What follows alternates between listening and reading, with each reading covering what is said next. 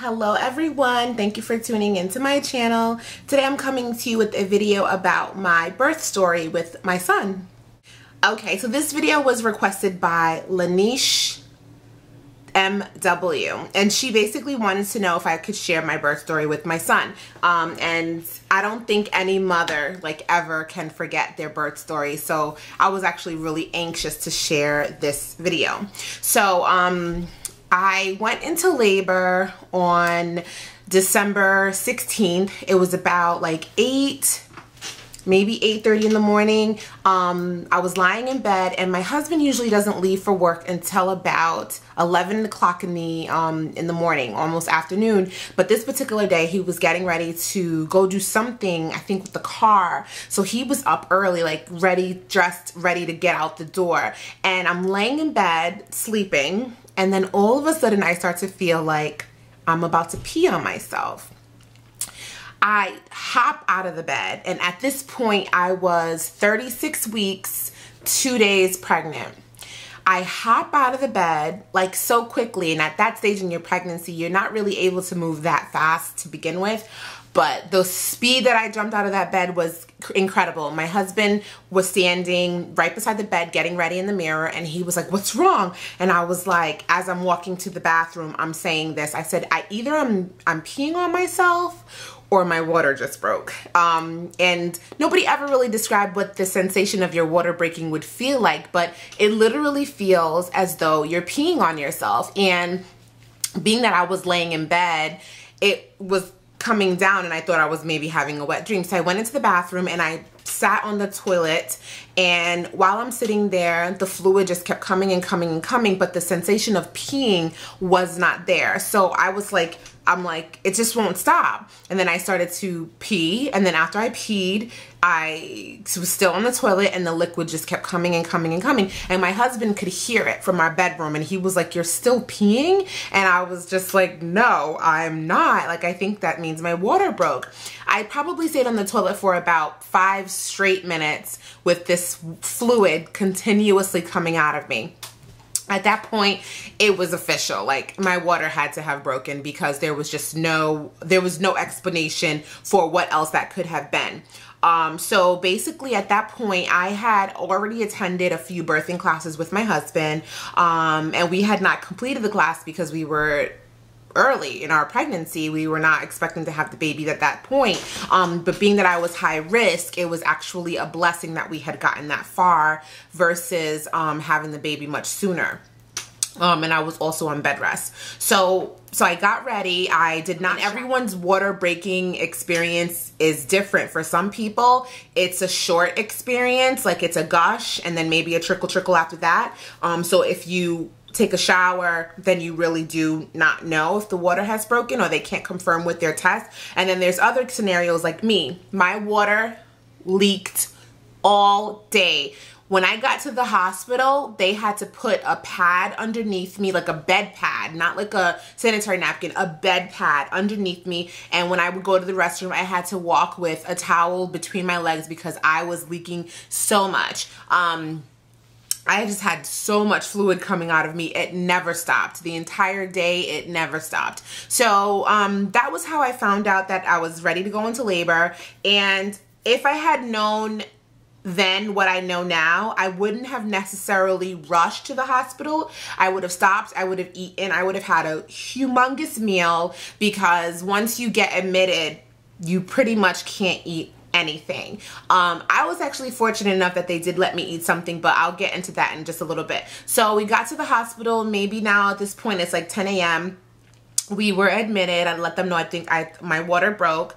We were put into labor and delivery triage, which is, just kind of like the ER for people who are pregnant and about to have a baby. You go there if there's something going on with you versus going to the regular ER. You go to labor and delivery triage. So we were admitted to the triage. They set me up with the stuff on my belly to determine whether or not I was having contractions. And then there's another strip that goes on your belly which will track the baby's heart rate to make sure the baby's not in any type of distress.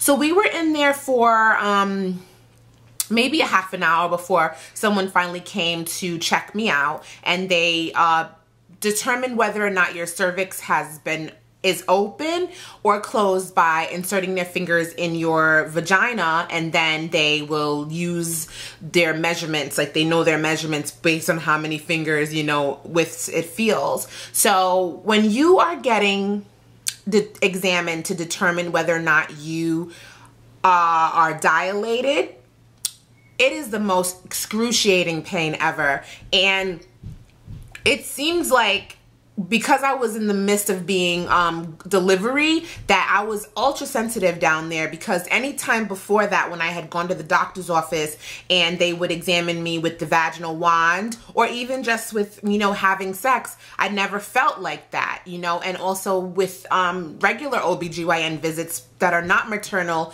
related, where you have to get the, you know, they put that device in you, they crank it open, and then your doctor will go in and get their swabs. And that stuff has never ever hurt me. I'm not that sensitive. But all of a sudden they're sticking their fingers up you and they just go in like this. Like you literally are like, you're like, it's so hard and it's so excruciating. Okay. So it was like very excruciating. So anywho, they determined that I was 6 centimeters dilated. 6. Just to give you an understanding, you're supposed to go from being completely closed to 10 centimeters when it's time for the baby to come. I was going into the hospital already 6 centimeters dilated, not one contraction, and absolutely no pain. So I can say that that was definitely an interesting discovery. Like when she said, wow, you're 6 centimeters dilated and you're not in any discomfort, I was like, no. She's like, you're not in any pain, you know, like nothing was going on. There was no contractions, nothing. So I pretty much sat in labor and delivery triage for several hours, and basically they do that, one, because they need to make sure that a room is available to deliver you. 2, they need to make sure that your doctor is available to deliver you, and then 3, they need to make sure that this is not like false labor. Nobody wants to put you up into a hospital bed and then it's not it's a false labor. So it was determined that this was actually indeed labor, you know, prior to me staying in there for hours because my water broke. Once your water breaks, they have to deliver the baby. And, you risk your baby getting some type of infection, because when your water breaks, your sac has been cut naturally, and that's how come the water is released. So now bacteria can enter, and that's dangerous for the baby. So they have a certain amount of hours to get the baby out after your water has broken. So sat there for several hours, just my husband and I, no contractions, no nothing. Probably around 5 o'clock in the evening, I was put into a regular hospital bed. And I got put into a room, and at that point, you know, they just let me know that they were gonna have to induce me. They told me the different options, which was basically we induce you or we induce you. So my birthing plan was completely out the window, because I did want to try for an all-natural birth. And when I say all-natural, I don't just mean vaginal. I mean vaginal delivery with no medication, but assuming that I would have an opportunity to experience contractions come on slowly, then I felt like I could really do my best to withstand the pain. I know that it would have been hard. I know that it would have been challenging, but I really wanted to do that. But when you talk about inducing somebody, you change the whole story at that point, because now my contractions are not going to come on slowly, you know, 20, 30 minutes apart and then gradually get closer. My contractions are going to become very close from the very beginning, and they're going to increase quickly and intensify quickly. So my plan to just have a natural delivery was completely out the window. So I decided at that point, because vaginal delivery was still an option, it wasn't as though they were saying we have to cut the baby out of you. They were just saying we have to induce you because you have not contracted. You've been here since 9 o'clock this morning. It's now 5 in the afternoon, and we have to get this baby out by tomorrow morning in order for the baby to come to be safe. So I said, okay, well, we'll do what we have to do. Of course, the health of the baby is most important, and my birthing plan is not the holy grail. So I started the Pitocin on me, and it seemed as though at first she was coming in every maybe half an hour, and the contractions didn't start right away. At first you don't really know what they are, but then you start to feel them, and pretty much you get a very strong pain in your belly, which feels like I mean, I know there's so many ways to describe what a contraction feels like, but to me, it just feels like really strong abdominal pain. I don't get pregnancy cramps, so it's hard for me to really say, well, it feels like pregnancy cramps because I don't get menstrual cramps, so I cannot say that they feel like menstrual cramps because I really don't know what that feels like. But when I have like horrible belly ache pain, maybe from like some type of like stomach virus or whatever, that's what it feels like. Like, it feels like very harsh cramps, but the cramps are not like immediately 1,000. Like, it's gradual. So it's kind of like in a bell curve where you feel it coming on, you feel it, you get to the peak of that cramp, and then it dies. And you know, that happens with a lot of space in between, so it's gonna happen again maybe the next 10 minutes, but you can gradually and then they gradually get closer together. So that sensation of like excruciating pain only lasts for seconds, but it happens so many times that it's overwhelming, and you really can't think, you really can't focus on anything at that point. I was an amazing delivery person because I did not scream, I did not yell, I didn't get upset with my husband, like none of that stuff that you see in the shows and the movies. I didn't do any of that stuff. Like I said, I had gone to some birthing classes, so I already knew about the different breathing techniques. There's breathing techniques for the milder contractions. And basically you learn how to breathe at the beginning of your contraction, at the peak of your contraction, and how to breathe to the end of your contraction and then to finalize your contraction. And then there's different techniques for the intensity of the contraction. So you have your mild technique, breathing techniques, and then you have your intermediate breathing techniques, and then you have your get this baby out of me techniques. Fortunately for me, I didn't have to get to the get your baby out of me technique because I asked for an epidural. Like, at a certain point, I asked them, how much longer do you think it will be before the baby comes out? Because I was 6 centimeters dilated this morning. So how many centimeters am I dilated now? Well, unfortunately, because I had just started the Pitocin, my centimeters being dilated were coming on finally gradually because the contractions had just begun to happen. So I was probably about 7. And in order to get from 7 to 10, they told me it would be several hours. At that point, I knew that I could not withstand several more hours of the pain that I was experiencing, even though it wasn't the worst pain yet. Of course it wasn't the worst.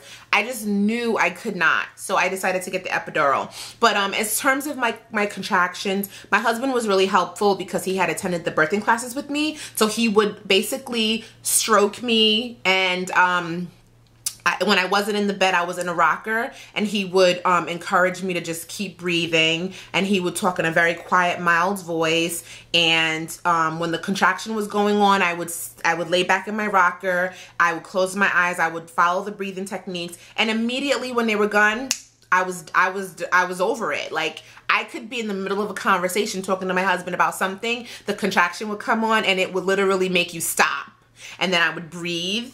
And then after it was done, I felt back to normal. Like you don't feel anything else. There's no lingering pain or a sensation or anything like that. So that was really good. I asked that nobody come to the hospital. When we communicated with everybody that we were going into labor, we told them, like, please don't call, please don't come.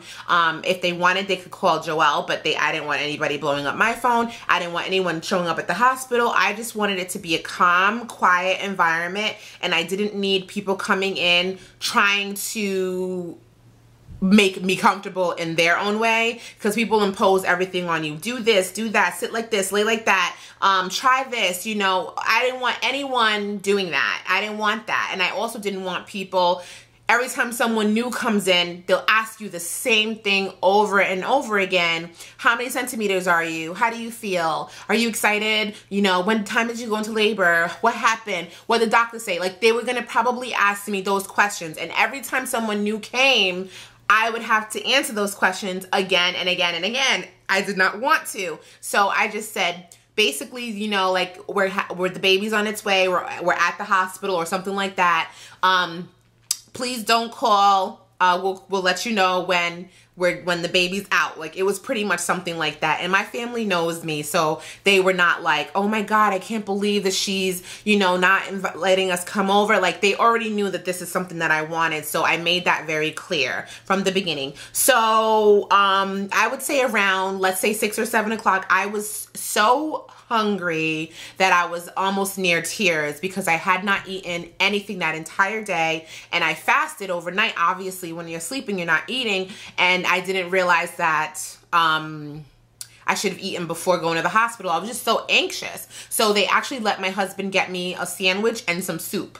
I think the reason why they did that was because it was very evident that I was not going to be going into the surgery room to have a cesarean section, which is part of the reason why you can't eat when you're in labor, because they don't want you to have anything in your belly in the event that you have to go into surgery, because there could be complications. So I don't know exactly if what you see on TV and what you learn about in terms of not eating is a myth, because they definitely told me, like, you can't eat. And it would have made sense to me to have me eat much, much earlier in the day than to have me eat that late in the evening. But the doctor, my midwife, actually said, you know, you're not going to have energy to push this baby out, and we have several more hours to go before you're going to be completely dilated, so you probably should, we need to give you something to eat.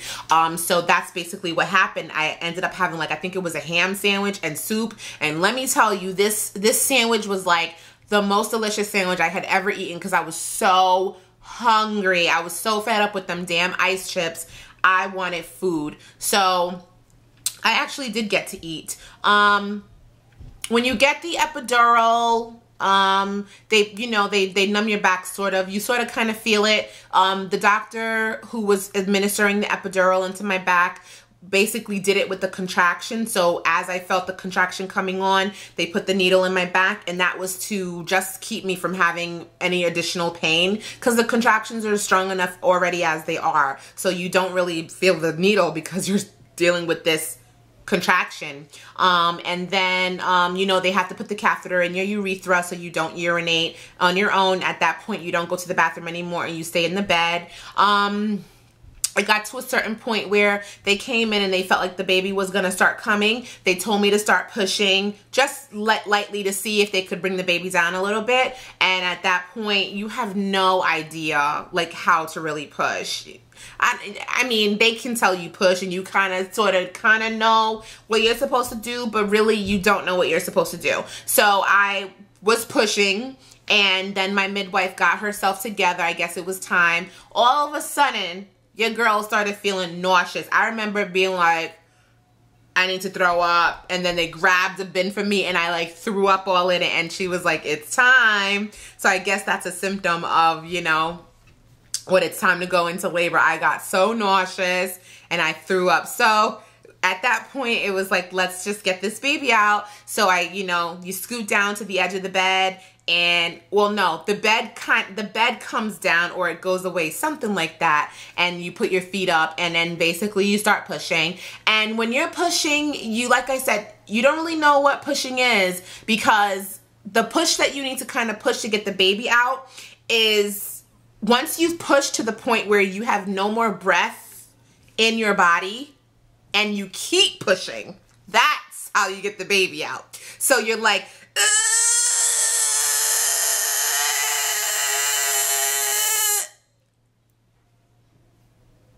and then you push some more. That's when you get the baby out. So it's more like a deep, deep push. And for me, because I had the epidural, you lose sensation, you know, from the waist down. So you really can't gauge if you're pushing from the butt or if you're pushing just making the noise in the abdomen, because you need to push from the butt. Like, it has to come from your butt when you push. So I didn't push very long at all. And my son came out, and they let me feel, like, I got to put my hand underneath there to feel his head. It just felt all slimy. I was like, okay, let's get him out. And then once he came out, they put him right on top of me. And and I actually have some video of that. I'll decide whether or not I want to put it in, only because my breasts are out. That's why. So it's okay.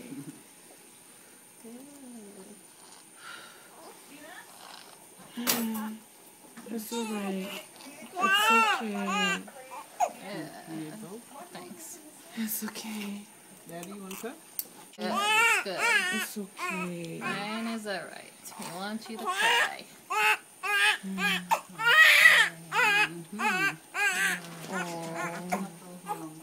Mama. Breathe. That's alright. You want him to cry? Nice. Yeah. You did it, baby. Boy, you did it. So tiny. He was crying and he was so white, like it was like, whose baby is this? He was so white. And my husband and I are both really dark skinned. We're chocolate. So it was really crazy to see him look so white. And he was crying and I was just telling him, it's okay. It's okay. And then he was born on December 17th, 2011, because I went in on the 16th. He was born on the 17th at 12:13 a.m. He was born like right after midnight. And he was 6 pounds and 13 ounces. He was actually really little.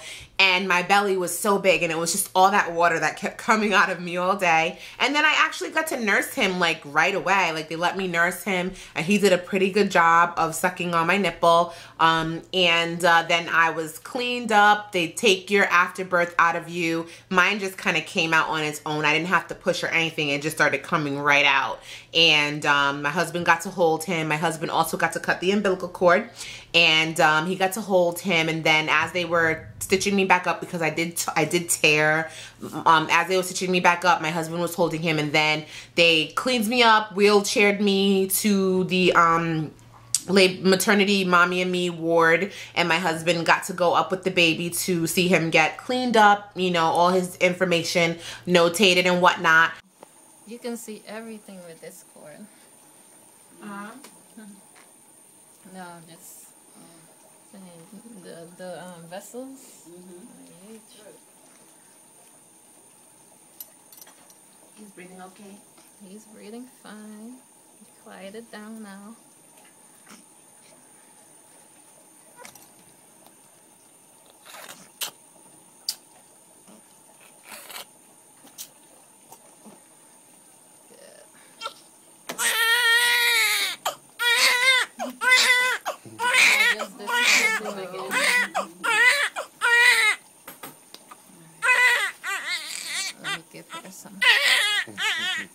And then they brought him to me in my room, and like, you can't sleep after that. Like, no matter how exhausted you are, you cannot sleep because you have your brand new baby and you just want to see him and look at him and just like hold him and kiss him and touch him and hug him.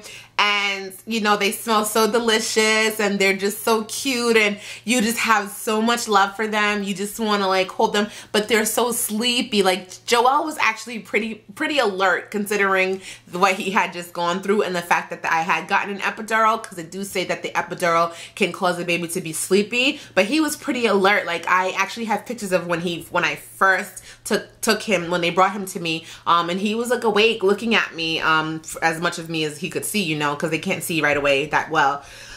But yeah. Ooh, excuse me. But yeah, that was my birthing story. I know it was so long, but it's one of those things that just it's just, you can't tell the story really quickly because it was hours. It was hours. So I just condensed it into like 20 minutes. But it was a great experience. I did not have a bad delivery at all, and given that my current pregnancy has been going so well, I don't know if my delivery is going to be so easy, because with my son, my pregnancy was like not that good and he was so easy coming out, so I'm a little nervous. But anywho, I hope that answered your question, Lanish. And to anybody else who wanted to know my birthing story, please let me know what else you want to hear about, what other stories and what other videos you want to see. Leave the comments below. Make them them really specific. Don't just say I want to hear about X, but tell me exactly what you want to hear about so that I can make the video for you. And please subscribe to this channel. And of course, I love you for watching. Bye. What was there? We found one school and we really liked it. We went in, it was a beautiful school, but the teacher who would be the teacher for my